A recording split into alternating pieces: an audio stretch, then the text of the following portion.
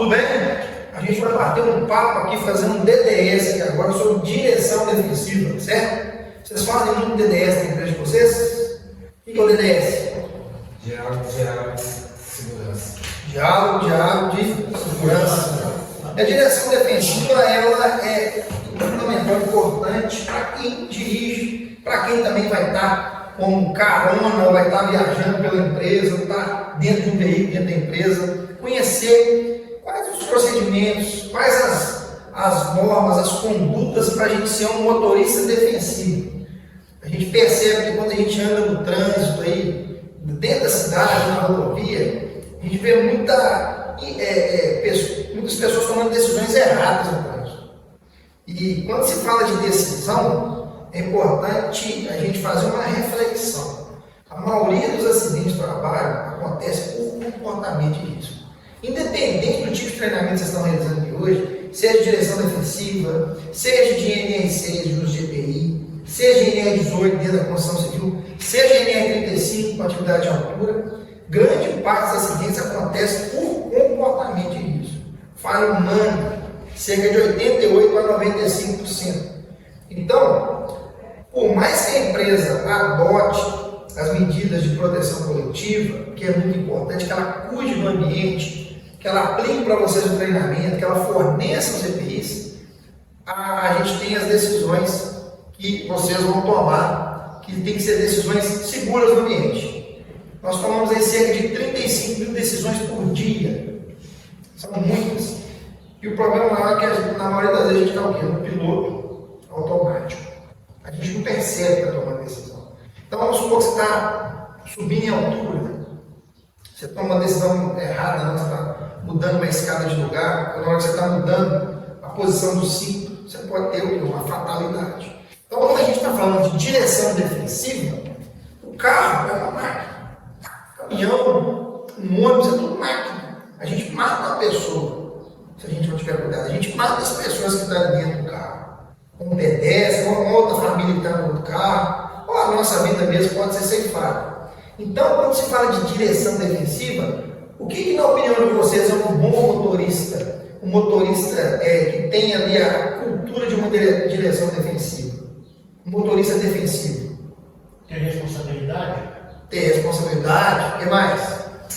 Vai verificar antes de sair do carro, né? Verificar o quê? Antes de você sair do carro, né? Olhar a cena, retrovisor, olhar para trás, entendeu?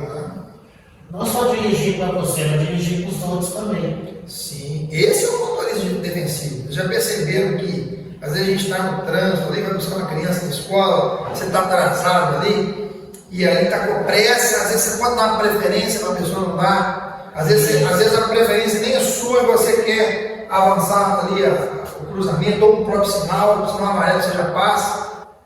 Então, o motorista defensivo, uma boa qualidade dele, pegando o gancho que você falou, é ele, às vezes, ceder para o outro, mesmo que a preferência não é dele, ele dá a preferência. Ele pensar no outro que está ali.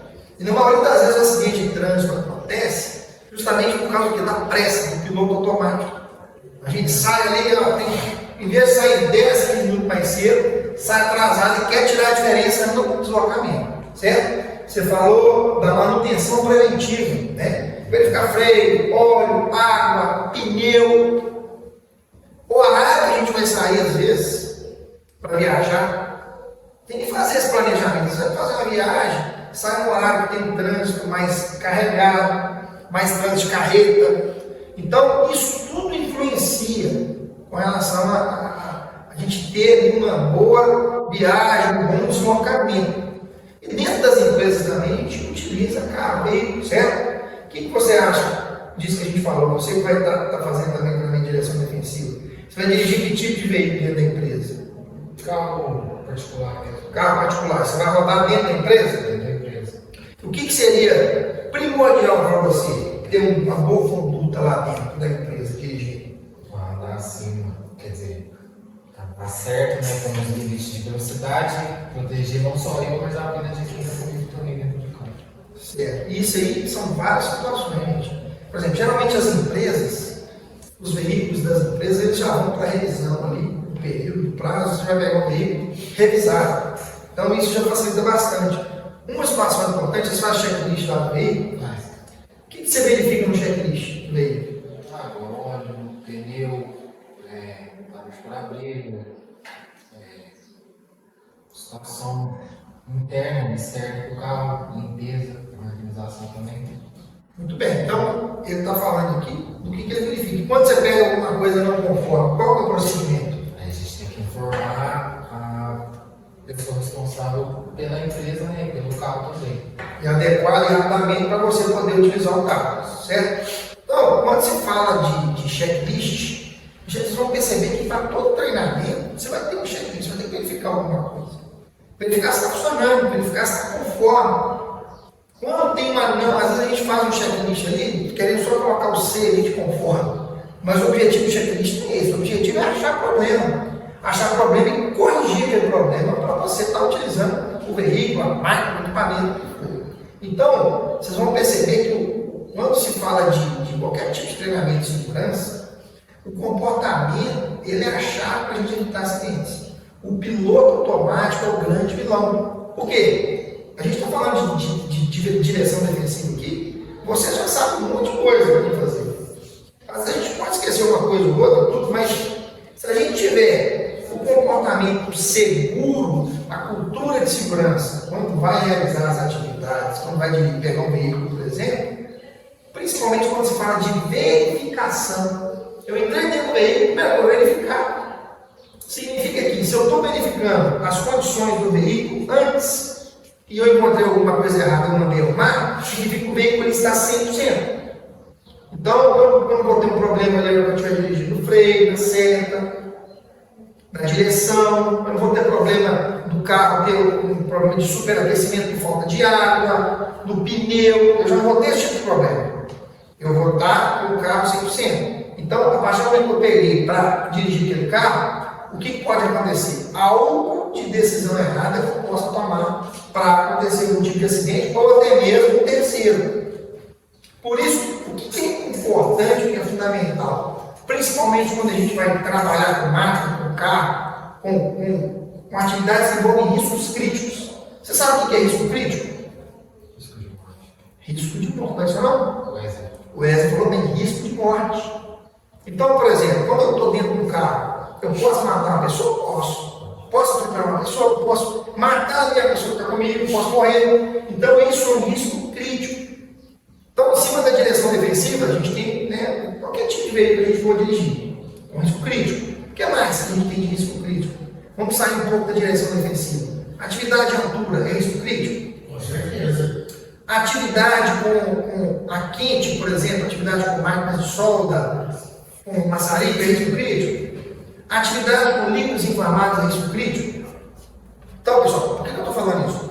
Toda atividade que envolve risco crítico, a atenção tem que ser redobrada. A gente tem que cumprir o quê? Os procedimentos. Por isso, quando eu entro dentro do veículo, às vezes é uma coisa tão cotidiana, às vezes quando a gente não está no carro nosso, a gente está no carro do amigo, a gente está numa moto, a gente às vezes está no Uber. Se você tem a direção defensiva, você tem a cultura, por exemplo, você entrou dentro do Uber, o cara começa a correr, você vai fazer velocidade. Certo? É um direito seu. É um direito seu. Ele está te levando até um local, o carro é dele, mas a sua vida está ali dentro. Então, essa cultura que a gente tem que levar. Às vezes a gente não tem uma cultura, na nossa criação, cada um tem um tipo de criação diferente, pai e mãe diferente, com cultura diferente. Quando vai para uma empresa e tem uma cultura, a gente consegue trazer essa cultura da empresa para casa. Aí quando fala de segurança do trabalho, você já vê uma faca na cozinha, você vê uma criança e já começa a tirar a faca dali. Fogão ali próximo, uma panela que está ali fervendo ali, a criança próxima ali também, você já não vai deixar. É cultura. E a maioria dos acidentes que acontecem são acidentes domésticos. Quando a gente fala de morte por acidente, nós temos lá homicídio, que é o que mais mata, depois acidente automobilístico e depois acidentes por queda de altura. Então, o automobilístico ele varia em primeiro e segundo lugar. É uma das coisas que mais mata. Por quê? Às vezes a pessoa pega o carro ali, vai para uma festa, bebe e vai dirigir. E aí a pessoa perde reflexo, perde a noção. Por isso que é fundamental, se beber, não dirige, todo mundo sabe disso. Todo mundo sabe, se beber, não pode dirigir. E aí o que acontece? A pessoa bebe e mata um monte de gente aí. É uma consciência que a gente tem que ter. Além da questão da bebida, que não pode, a gente vai perder o reflexo na hora dirigindo, a fadiga. A fadiga ela causa também muitos acidentes. O que é a fadiga? Aquele cansaço. E por que a fadiga acontece, na opinião de vocês? Falta de exercício? Não, O exercício é importante. O exercício ele é bom para a gente prevenir a fadiga, sim. Fadiga uma noite, uma vida. Justamente. O que ele está falando? Como é que chama? Um estresse diário, Estresse diário. estresse diário também. Estresse diário. O próprio álcool, você bebe, não dorme direito, você não descansa, você tem insônia. A alimentação também pode causar fadiga, a má alimentação. Certo? Mas o que ele falou do exercício tem a ver com o quê? Às vezes você está dirigindo e você percebeu que deu sono ali, está cansado. Você pode fazer o quê? Para o carro no posto, no lugar, e faz o exercício, faz um alongamento. Isso vai fazer você ficar o quê? Mais alerta. Aí você começa a dirigir de novo, vai voltar aquela fadiga de novo. Não vai resolver. O que acaba com a fadiga é o quê? Dormir. É você deitar e dormir, descansar. Entendeu? Então, o que a gente tem que fazer, gente? Agir preventivamente. O exercício físico, você falou, é uma ação corretiva, para tentar minimizar. Agora, para mim, acabar com ela é eu pegar e dormir. Então, o ideal é que eu estou com sono. Para o carro no posto de gasolina, desce o banco ali, ou em outro lugar e dorme. Dorme. Hora que você acordar, toma um café ali e vai. Ah, deu sono de novo? Para o carro e dorme. Ou uma pessoa que estiver dirigindo no carro, tem a carteira de habilitação, faz o revezamento. Mas a noite sono tem que ser bem dormida. A hidratação, a alimentação. Pô, mas quem tem a ver isso dentro do treinamento, dentro do DDS, de direção conhecida? Tem tudo a ver. A primeira coisa que a gente tem que fazer quando a gente vai trabalhar é estar com a saúde em dia. Eu estar com energia para trabalhar, eu estar bem alimentado.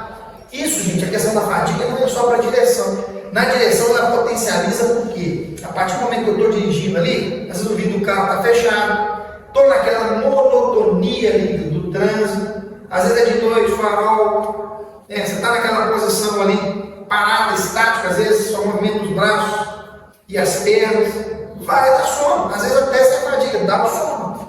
Só que a gente tem que fazer o quê? O planejamento. Por isso que a viagem é importante, ó. Uma hora de viagem, beleza, dá para ir direto? Dá, um horário bom ali, tudo bem, tem uma água dentro do carro, dormir bem. Agora, mais de 2 horas de viagem, tem que fazer uma parada, tem que descansar, tomar um café. Então, isso é fundamental. Então, a gente verificar o carro antes de sair com ele, fazer uma revisão, tá? Ter uma boa noite de sono, fazer o checklist ali antes de sair, de verificação. É lógico, dentro de empresa, eu vou preencher o checklist mesmo, eu tenho que entregar para alguém, eu tenho que fazer o checklist para liberar para mim dirigir. Mas isso aí são coisas que a gente, no dia a dia, não só na empresa, mas também em casa, a gente tem que fazer essa verificação para a nossa segurança. E o mais importante, quando a gente fala que 95% dos acidentes é por comportamento de risco, é por decisões que a gente toma errado, é por piloto automático, a gente tem que estar bem para a gente estar fazendo a viagem, a gente está dirigindo um carro dentro de uma organização, uma empresa. Ok? Tranquilo? Dúvidas, perguntas, alguma coisa? Ficou bem esclarecido? Ok? Então, a gente finaliza aqui esse DDS de direção defensiva. Você que está assistindo aí também, esse vídeo aí no YouTube, curta, comente, compartilhe, faça sua crítica, sugestão, se inscreva no canal também para que a gente possa trazer cada dia mais conteúdos sobre saúde e segurança do trabalho. Forte abraço!